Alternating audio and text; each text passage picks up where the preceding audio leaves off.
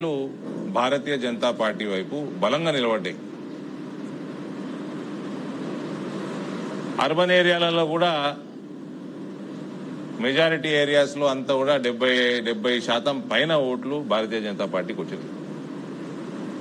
కాబట్టి ఒక మతానికి సంబంధించిన ఓట్లు తప్ప చెప్పుకోదగ్గ ఓట్లు కాంగ్రెస్ పార్టీకి రాలేదు. వీళ్ళందరిది ఎవరైతే మాకు ఆశీర్వాదం ఇచ్చిర్రో వాళ్ళకి మేము చేసిన వాగ్దానాల మీద నేటి నుంచి ఈ క్షణం నుంచి మేము పని మీద ఉంటాం. అయితే కాంగ్రెస్ ప్రభుత్వం ఉన్నది, చెరుకు ఫ్యాక్టరీలు తెరవాలి, వేల సంఖ్యలో ఉద్యోగాలు వస్తాయి. సుదర్శన్ రెడ్డికి ఆయన సొంతంగా బియర్ ఫ్యాక్టరీలు, ఎథనాల్ ఫ్యాక్టరీలు పెట్టుకునే ఇది ఉంటుంది, కానీ సమాజానికి ఏమైనా చేయాలని నయా పైసా చిత్తశుద్ధి ఉంటుంది. ఒకసారి 1000 ఓట్లతోటి గెలిచి మంత్రి అయిండు, మొన్న కూడా 2-3 వేలతోటి గెలిచిండు. బోధనలో ఇల్లుండది, ప్రజలకు పనికొచ్చే పని చేయడు, ఆ ఆఫీసర్ తిట్టు, వీని బెదిరి వాణ్ణి బెదిరి, ఎవరైనా పని మీద పోతే ఓటేసినావురా అని అహంకారంగా మాట్లాడు. ఇటువంటి వ్యక్తితోటి సమాజానికి నయా పైసా ఉపయోగం లేదు. Is good for nothing. వయసుకి ఎంత గౌరవం ఇస్తామో ఒక లెవెల్ దాటిపోయినాక ప్రజలు ఇబ్బంది పడుతున్నప్పుడు ఎవరు సహించము. ఇయ్యాలటి వరకు కాంగ్రెస్ పార్టీ చేసిన వాగ్దానాలు కానీ, జిల్లాలో కానీ, రాష్ట్ర స్థాయిలో కానీ వాటి మీద మాట లేదు, ముచ్చట లేదు. పనికి మళ్ళా రాజకీయాలు చేసుడు, వయసుకు తగ్గట్టు మెదులుకుంటే మేము కూడా ఏమన్నాం. పనికి మళ్ళా పుకారు లేపుడు, 200 రూపాయలు వంచుడు. నీ వయసు ఏందయ్యా? నీ వయసు ఏంది? నువ్వు ఏమన్నా సమాజానికి ఇలాంటి వరకు ఏమైనా సేవ చేసినావా?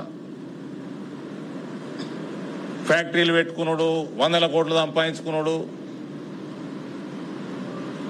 ఆయన ఎథనాల్ ఫ్యాక్టరీలు పెట్టుకుంటాడు, కానీ చక్కెర ఫ్యాక్టరీలలో ఎథనాల్ కేంద్ర ప్రభుత్వం ఎథనాల్ పాలసీ ఇంప్లిమెంట్ చేసి 5-10 మందికి ఉద్యోగాలు వస్తాయి. చెరుకు పంట కలకల్లాడుతుంది, చెరుకు రైతులు బాగుపడతారు. చెరుకుకి 2 లక్షల పైన ఎకరానికి వచ్చేటట్టు కేంద్రం సపోర్ట్ ప్రైస్ ఉన్నది. ఇవన్నీ మాట్లాడంగా నేను విన్నారా అనే? అసలు ఆయనకు మాట్లాడొస్తుందా?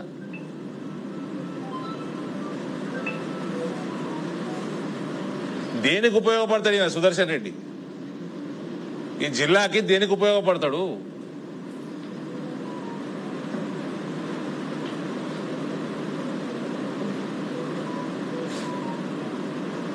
బోధన పోతే బోధనలో ఉండడు. ప్రజలు వస్తారు, మేము పోయినప్పుడు మా దగ్గరకు వస్తారు. ఎమ్మెల్యే అంటే ఎమ్మెల్యే ఇల్లే లేదట. ఏడుంటాడా ఎమ్మెల్యే? బోధనకెళ్ళి ఉన్నారు మన దగ్గర, నిజామాబాద్లో ఉంటాడు. ప్రజలు ఎమ్మెల్యేని కలవాలంటే నిజామాబాద్ రావాలి. వస్తారా అండి? రైతులు వస్తారా? మహిళలు వస్తారా? మళ్ళా పెద్దరికము, పోలీసు వాళ్ళని బెదిరించుడు, కలెక్టర్లను బెదిరించుడు, తోడుతాడనుడు. వయసు అయిపోతే రిటైర్మెంట్ తీసుకోండి, ఓపిక లేకపోతే.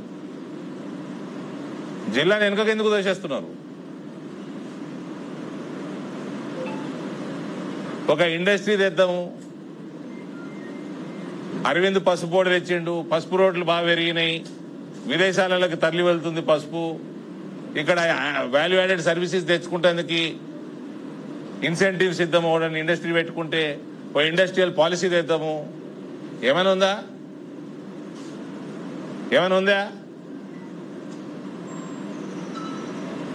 సైరన్లు వేసుకోవాలి, ఆఫీసర్ల మీద దబాయించాలి.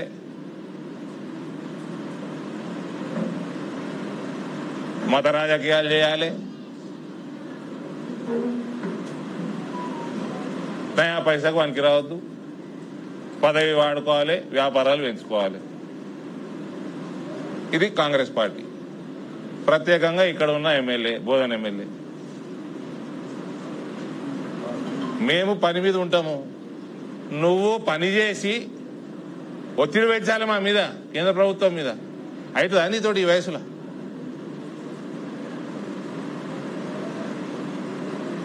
అయితే చెయ్యి, లేకపోతే రాజీనామా చేయి. ఇవన్నీ చేసుడేం లేదు కానీ 200 రూపాయలు వంచడని మీ కార్యకర్తలే ఫోన్ చేసిరా నాకు, అన్నా నువ్వంటే మాకు ఇష్టం, నేను రేపు పొద్దున ఓటు మీకే ఇస్తాం, కానీ ఇగో పంచుడు మొదలు పెట్టించారు మాతో. రాత్రి 11 గంటలకి 12 గంటలకి ఆరుమూరులో మొదలు పెట్టిర్రు. ఎందుకు ఏం పంచుతుర్రా అంటే 200 రూపాయలట. ఏం చేసుకోవాలి 200 రూపాయలు? 200లకు ఏమొస్తుందండి? ఈయనంటే అడిగినట, రేవంత్ పంపిండట 22 కోట్లు 21 కోట్లు పంపినట. అది వంచుడుగా అలా 70% వీళ్ళే వేసుకపోయారు ఇలా నాయకులే. అది కూడా అందియాలి 200 కూడా చక్క.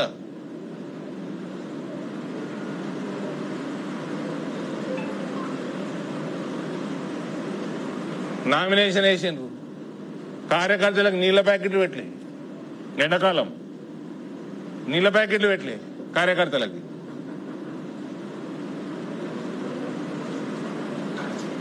కానీ 200 వంచాలి.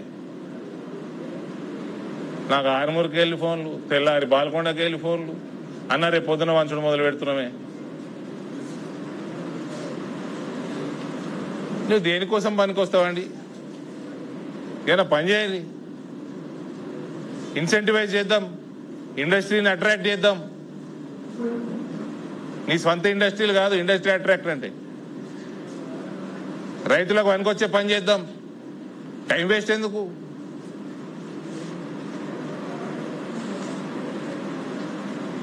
మీరు చేసిన వాగ్దానాలు నెరవేరని వాగ్దానాలు అందరికి తెలిసేవి.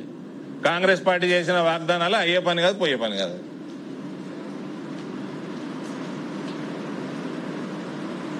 కనీసం కేంద్రం బ్రహ్మాండమైన స్కీమ్స్ ఉన్నాయి, సబ్సిడీలు ఉన్నాయి, ఇండస్ట్రీ పెడితే ఉన్నాయి, ఇన్ఫ్రాస్ట్రక్చర్ డెవలప్ చేస్తే ఉన్నాయి.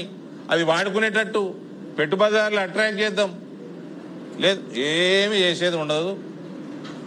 కారు మీద బొగ్గు ఉండాలి, కారు కింద సైరన్ ఉండాలి, అది మోగియాలి, తిరగాలి, వచ్చిన తిట్టాలి, ఆఫీసర్ని బెదిరి